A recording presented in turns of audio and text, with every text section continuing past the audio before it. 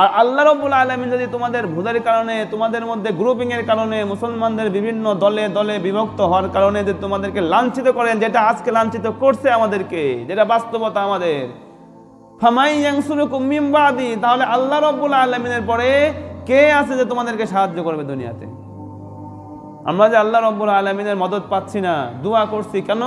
আমাদের নিজেদের মধ্যে বিভিন্ন গ্রুপের কারণে। আসসালামু আলাইকুম ওয়া রাহমাতুল্লাহি ওয়া বারাকাতুহু। ইন্নাল হামদালিল্লাহ ওয়াসসালাতু ওয়াসসালামু আলা মান লা নাবিয়্যা বা'দাহু ওয়া আলা আলিহি ওয়া সাহবিহি ওয়া উলামাই উম্মতিহি ওয়া জুনুদিহি আজমাইন।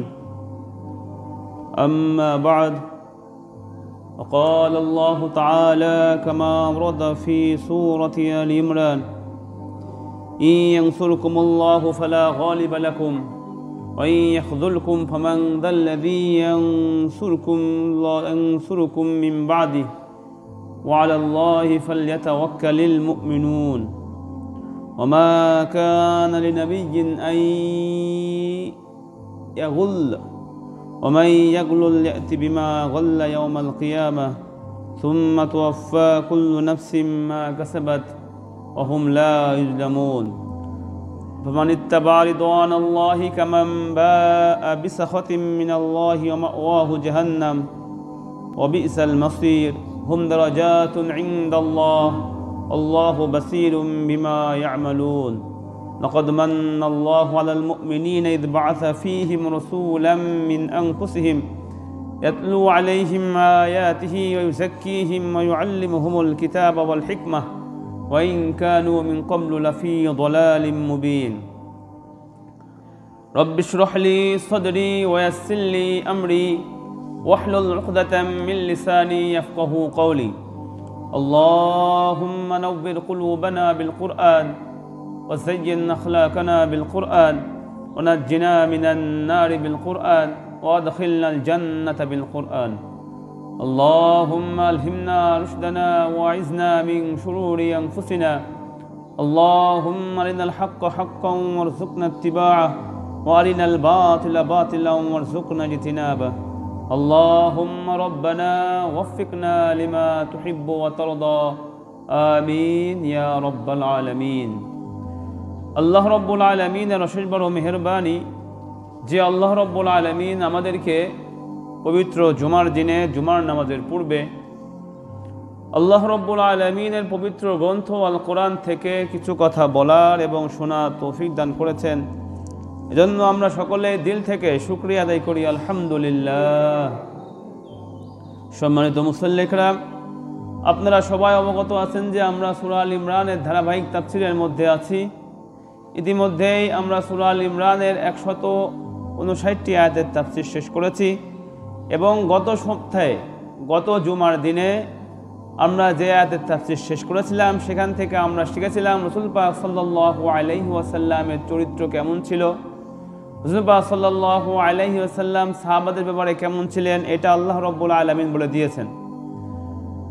আল্লাহ রাব্বুল আলামিন তার আয়াতের মাধ্যম দিয়ে রাসূল পাক সাল্লাল্লাহু আলাইহি ওয়াসাল্লামকে বলে দিয়েছেন যে আল্লাহর রহমতে আপনি সাহাবাদের প্রতি সদয়, নম্র এবং আপনি কর্কশ ভাষী নন এবং গলিদাল কলব, আপনার মনের দিক থেকেও আপনি শক্ত নয়।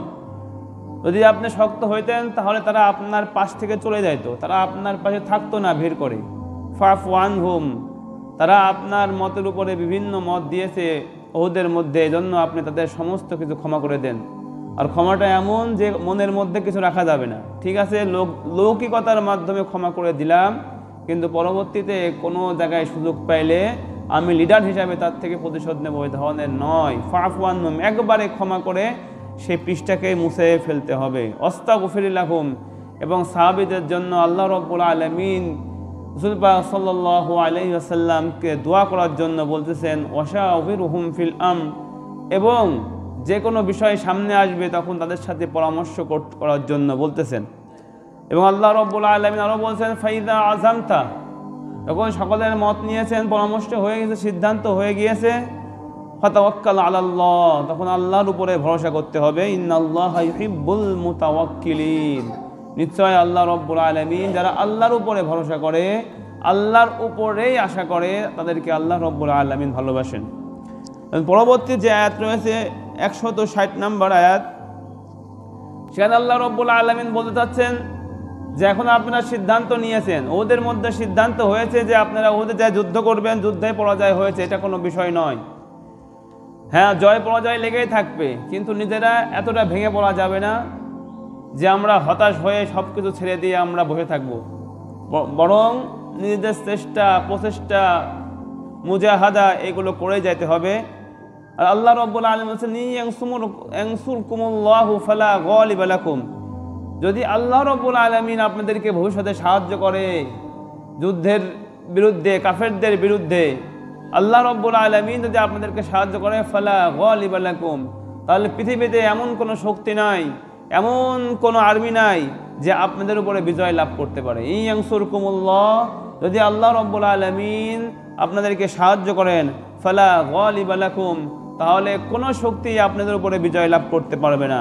হ্যাঁ, পক্ষান্তরে নিজেদের ত্রুটির কারণে, নিজেদের দলাদলির কারণে, নিজেদের মধ্যে বিভিন্ন মতভেদ হওয়ার কারণে একদল এদিকে যায়, একদল ওইদিকে যায়, এক হুজুর এক ধরনের কথা, অন্য হুজুর এক ধরনের কথা, এইগুলোর মধ্যে যদি থাকেন, যেমন সাহাবারা জাবালুর রমাতের মধ্যে কিছু সাহাবা সেখান থেকে চলে আসছিল, 50 জন সাহাবার মধ্যে 35 থেকে 40 জন সাহাবা এসে গনিমত কুরাইতে চলে আসছিল। আসার পরে রাসূল পাক সাল্লাল্লাহু আলাইহি ওয়াসাল্লামের যে পরাজয় হয়েছিল, তার শরীরে আঘাত লাগে, তার দাঁত শহীদ হয়ে যায় এবং বিভিন্ন ধরনের জিতা যুদ্ধ পরাজিত হয়।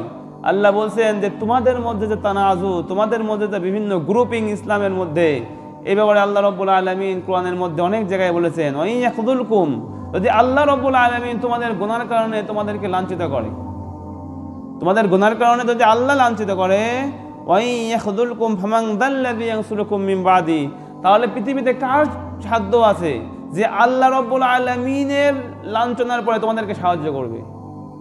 তাহলে সাহায্য করবে কে? একমাত্র আল্লাহ রাব্বুল আলামিন। আর আল্লাহ রাব্বুল আলামিন যদি তোমাদের ভুলের কারণে, তোমাদের মধ্যে গ্রুপিং এর কারণে, মুসলমানদের বিভিন্ন দলে দলে বিভক্ত হওয়ার কারণে যে তোমাদেরকে লাঞ্ছিত করেন, যেটা আজকে লাঞ্ছিত করছে আমাদেরকে, যেটা বাস্তবতা আমাদের, ফামাই ইয়ানসুরুকুম মিন বাদি, তাহলে আল্লাহ রাব্বুল আলামিনের পরে কে আছে যে তোমাদেরকে সাহায্য করবে দুনিয়াতে? আমরা যে আল্লাহ রাব্বুল আলামিনের মদদ পাচ্ছি না, দোয়া করছি কেন? আমাদের নিজেদের মধ্যে বিভিন্ন গ্রুপের কারণে। ওয়া আলাল্লাহি ফালইয়াতাওয়াক্কালিল মুমিনুন, আর আল্লাহর উপরেই মুমিনদের তাওয়াক্কুল করা উচিত। আল্লাহর উপরে কি করা উচিত? মুমিনদের তাওয়াক্কুল করতে হবে। সকল চেষ্টা প্রচেষ্টা করার পরে শুধুমাত্র আল্লাহর উপরে ভরসা। আমাদের কোনো শক্তি নাই, আমাদের কোনো তাকত নাই, আমাদের কাছে সে ধরনের অস্ত্র নাই, সে ধরনের সাহস নাই, সে ধরনের ইমানি জোর নাই। হ্যাঁ, শুধুমাত্র একটাই আমাদের শক্তি, সেটা হলো আমাদের আল্লাহর মেহেরবানি। একটাই আমাদের শক্তি, যদি আল্লাহ চান তাহলে আমাদের সামনে কি পরাশক্তি, কি কাইসার, কি কিসরা, যেই পরাশক্তি আসুক না কেন, এটা কি হয়ে যাবে? আমাদের সামনে ধূলিসাৎ হয়ে যাবে, যদি আল্লাহ রাব্বুল আলামিনের সাহায্য আমাদের সাথে থাকে।